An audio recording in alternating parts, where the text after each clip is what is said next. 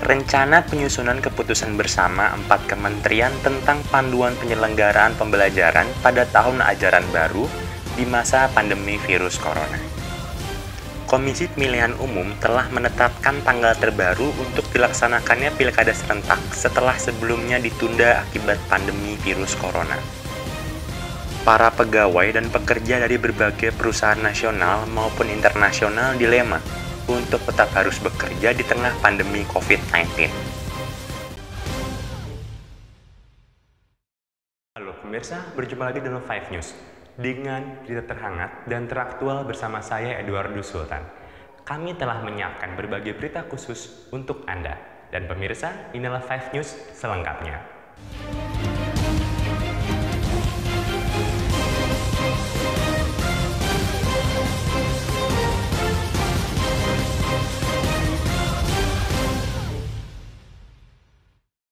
Berita kali ini datang dari dunia pendidikan Indonesia. Kementerian Pendidikan dan Kebudayaan bersama 3 kementerian lainnya membentuk suatu panduan pembelajaran untuk tahun ajaran dan tahun pembelajaran baru di tengah pandemi virus corona. Tujuan dibuatnya panduan ini adalah untuk membentuk suatu satuan pendidikan pada masa normal baru. Berita kali ini akan dibawakan rekan saya, Nur Aziza Salsabil. Baik, terima kasih Sultan. Liputan sosial budaya kali ini datang dari transisi pembelajaran tatap muka menjadi pembelajaran jarak jauh bersama saya, Nur Aziza Salsabil. Saat ini PJJ telah dijalankan sekiranya selama kurang lebih 6 bulan. Dan proses transisi dari pembelajaran tatap muka menjadi pembelajaran jarak jauh tidak semulus yang diharapkan. Adapun beberapa gangguan berupa jaringan yang kurang stabil dan juga server yang error. Tak hanya itu, pembelajaran jarak jauh juga berkembang dengan pesat. Dan dengan adanya COVID-19 ini, semakin banyak insentif bagi berbagai pihak untuk menciptakan sistem yang bekerja. Untuk lebih jelasnya, kami telah terhubung oleh narasumber kami, yaitu Miss Ica selaku konten kreator sekaligus pengajar. Oke, ya seperti yang kita tahu, pembelajaran untuk seluruh sekolah di Indonesia, mungkin terutama Jakarta, itu ketika bulan Maret ya kalau tidak salah, berubah menjadi pembelajaran jarak jauh. Ya, seiring dengan keputusan pemerintah terutama Jakarta untuk memberlakukan PSBB saat itu. Tentu saja masa transisi ini atau perubahan ini menjadi shock terapi buat kita semua, baik untuk guru, siswa maupun orang tua. Kendalanya ya atau tantangannya tentu saja banyak ya. Saya rasa semua guru juga merasakan kendala yang sama seperti saya. Mulai dari kendala teknis seperti kesulitan dalam menerangkan pelajaran, kemudian pemakaian kuota internet yang melonjak naik, kemudian handphone yang nge-hang karena banyak sekali memori yang terpakai gitu ya, banyak sekali tugas-tugas siswa yang dikumpulkan di satu handphone sehingga handphonenya menjadi hang atau berat gitu dioperasikan. Kemudian juga efektivitas pembelajaran yang juga dipertanyakan gitu. Baik, sekian liputan yang dapat saya sampaikan. Kembali ke Sultan. Pilkada serentak 2020 sempat tertunda akibat pandemi COVID-19. Komisi Pemilihan Umum akhirnya telah menetapkan tanggal terbaru untuk dilaksanakannya pilkada serentak tersebut. Selain itu, KPU juga sudah menyiapkan berbagai peraturan dalam kegiatan pilkada ini, khususnya perihal kampanye. Untuk berita politik kali ini akan disampaikan oleh rekan saya, Nadia Febiana. Baik, terima kasih Sultan. Bersama saya Nadia Febiana akan membahas seputar Pilkada Serentak 2020. Baik rekan-rekan, tahapan pemilihan kepala daerah atau pilkada yang akan dilaksanakan serentak di Indonesia pada 2020 ini sempat tertunda akibat adanya pandemi COVID-19. KPU resmi merencanakan jadwal pemungutan suara ini pada 9 Desember 2020 yang akan dilaksanakan di 224 kabupaten dan 37 kota di Indonesia. Dalam pelaksanaannya nanti, terdapat beberapa peraturan yang harus dilaksanakan, salah satunya yaitu peraturan dalam berkampanye. Sebelumnya, KPU telah mengatur tata cara pelaksanaan pilkada ini dengan menerapkan protokol kesehatan guna pencegahan COVID-19.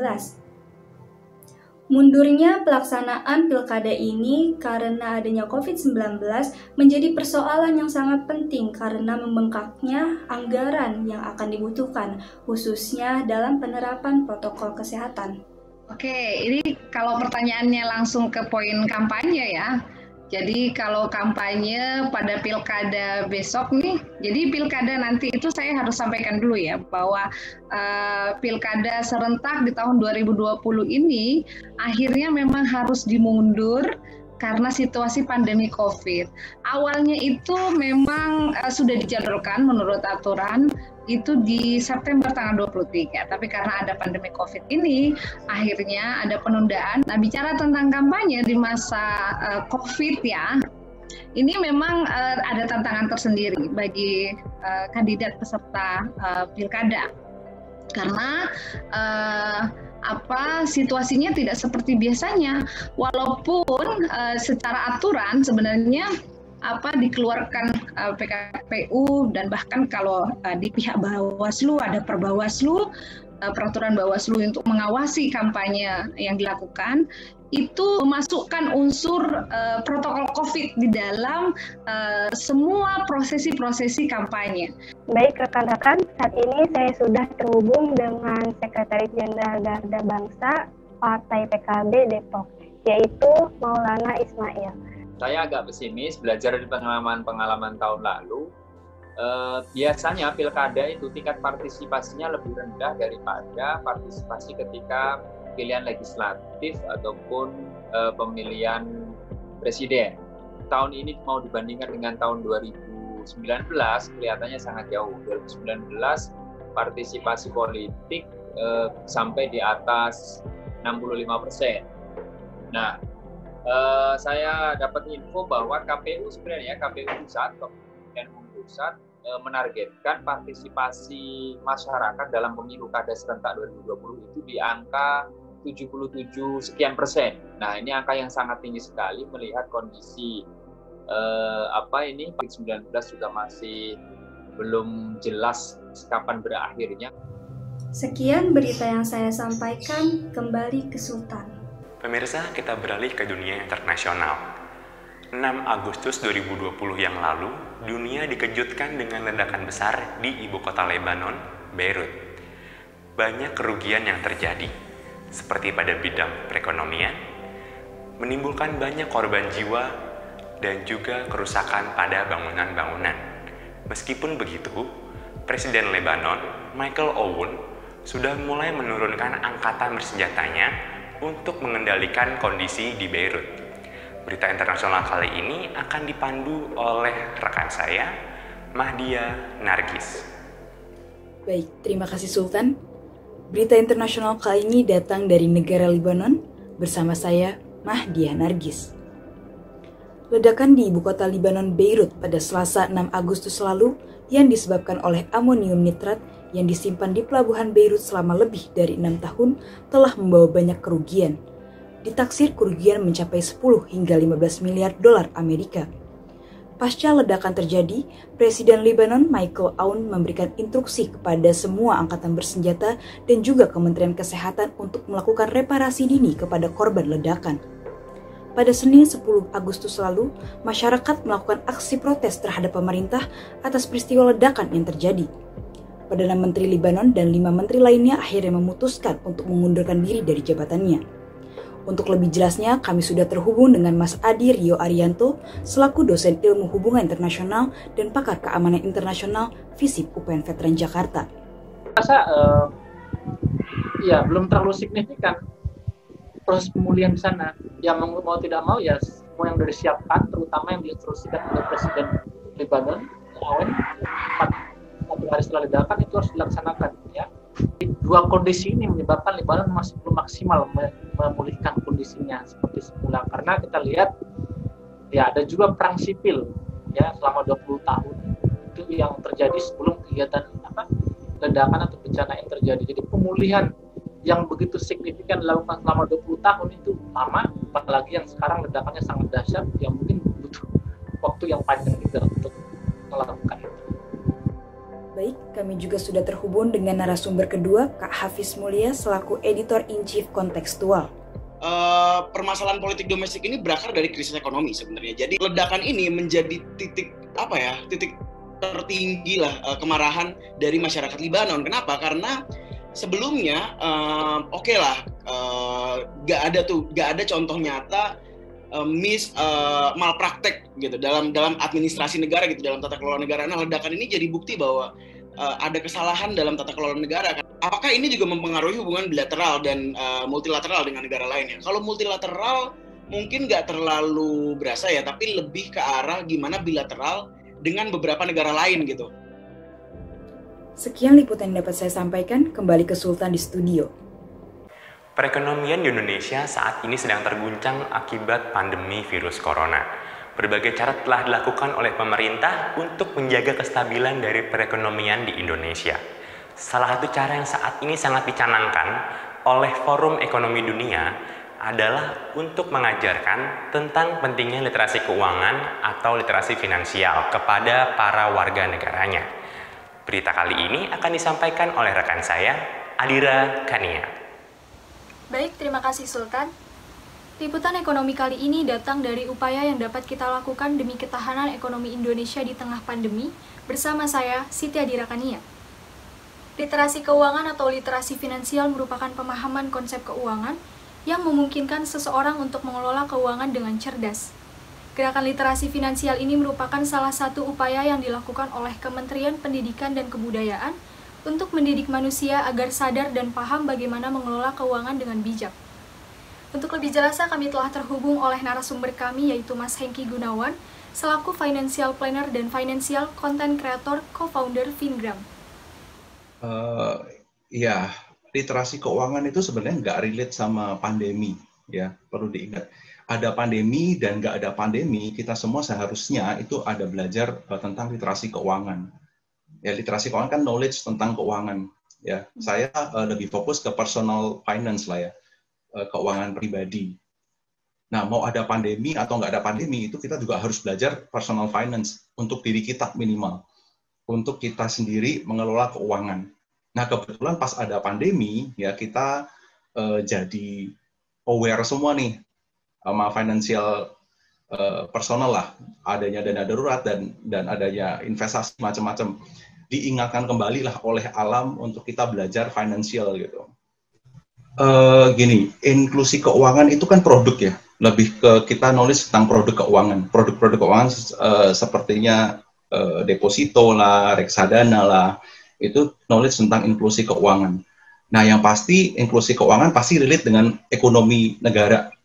Ya, kalau kita bicara obligasi, utang negara itu juga relate dengan ketahanan ekonomi negara.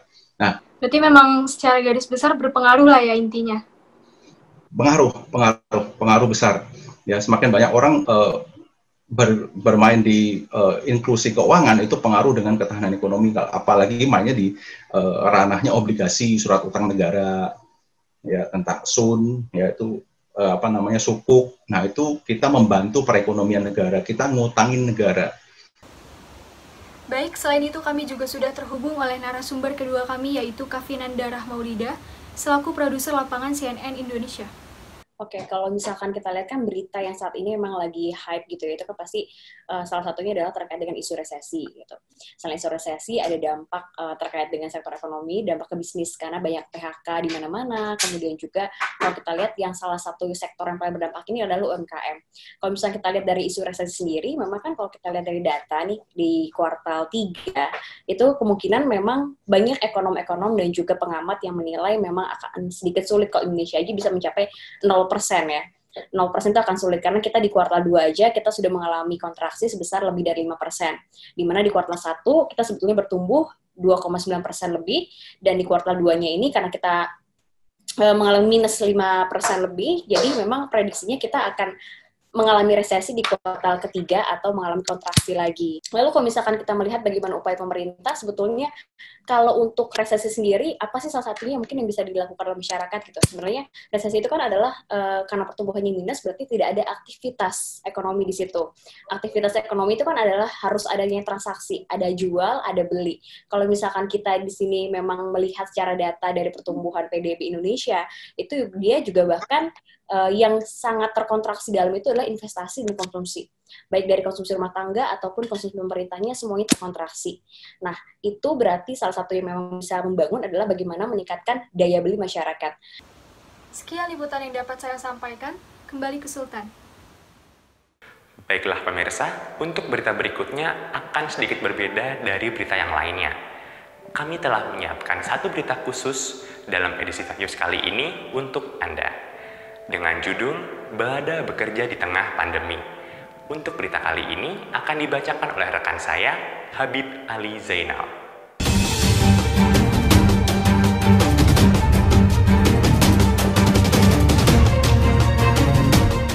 Pandemi COVID-19 datang bak mimpi buruk yang menjadi kenyataan.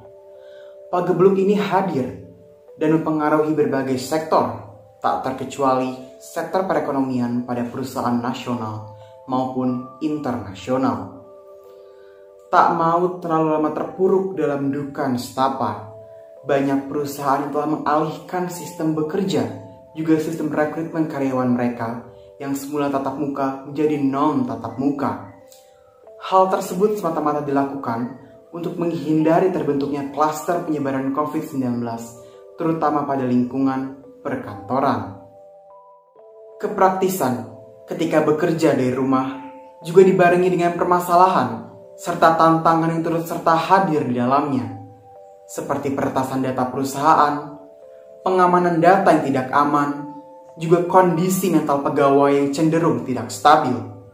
Tak hanya sampai di situ, maraknya lowongan pekerjaan bodong juga membuat hati para pencari kerja menjadi was-was.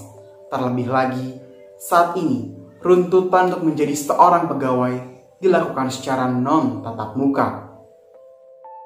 Lantas apakah sistem bekerja dari rumah serta sistem rekrutmen secara non-tatap muka terbilang efektif? Lalu hal apa saja yang harus dipersiapkan serta dipertimbangkan oleh para calon pegawai ketika akan melamar pekerjaan di tengah kondisi yang serba tidak pasti? Sebetulnya kita bisa melihat dari gerak-gerik karyawannya tersebut atau dari kandidatnya tersebut. Jadi memang untuk proses interview itu kan tidak hanya dilihat dari jawabannya, terus dilihat dari psikotesnya dan sebagainya, tapi kita itu kan mengobservasi bagaimana perilaku karyawan ketika dia menjawab pertanyaan gitu kan. Karena kalau misalkan untuk interview non tatap muka atau lewat Zoom misalnya atau video call itu kan tidak terlalu terlihat perilakunya. Jadi mungkin seperti cara duduknya, mungkin dari cara dia masuk ke ruangannya seperti apa atau bagaimana, itu kan tidak begitu terlihat. Yang terlihat hanyalah mengenai cara dia menjawabnya atau mungkin apa jawaban yang dia katakan dari pertanyaan-pertanyaan interview. Jadi mungkin yang jadi perbedaan adalah di observasi kepribadian atau perilakunya itu. Nah, jadi mungkin kalau untuk mempersulit memang agak sedikit mempersulit, tapi sejauh ini sih tidak begitu sangat mempengaruhi secara besar lah gitu, karena memang kita masih bisa melakukan interview dan itu juga masih bisa dibilang lancar sih sejauh ini dan tidak begitu menghambat sama sekali gitu. Kalau sejauh ini itu tidak ada pengurangan dan penambahan syarat sih, karena memang dari segi kualifikasi itu kan tetap kita menyesuaikan dengan job desk saja yang ada gitu kan. Setelah sebelumnya saya telah berbincang dengan narasumber pertama, saat ini telah tergabung secara daring narasumber kedua kita, yakni Mas Farhan selaku fresh graduate yang berhasil mendapatkan pekerjaan di tengah pandemi. Mereka harus pintar-pintar mencari bermain sosial media, LinkedIn, seperti LinkedIn tuh sangat perlu sekali kalau menurut saya ya. Karena banyak sekali HRD perusahaan yang men-share lowongan pekerjaan di perusahaan mereka tuh lewat LinkedIn. Dibanding yang WFH ini, saya lebih nyaman di kantor WFO. Karena apa yang saya kerjakan tuh jelas gitu. Saya nanti ini. Saya mau mengerjakan A, B, C, D. Baiklah pemirsa, Berita tersebut menutup perjumpaan kita pada hari ini. Semoga berita yang kami sampaikan dapat bermanfaat untuk Anda. Tetap jaga kesehatan, tetap mengikuti protokol kesehatan dari pemerintah, dan tetap di rumah aja. Saya Edwardus Sultan, beserta kru yang bertugas, pamit undur diri. Terima kasih dan sampai jumpa. 5TV, be kreatif.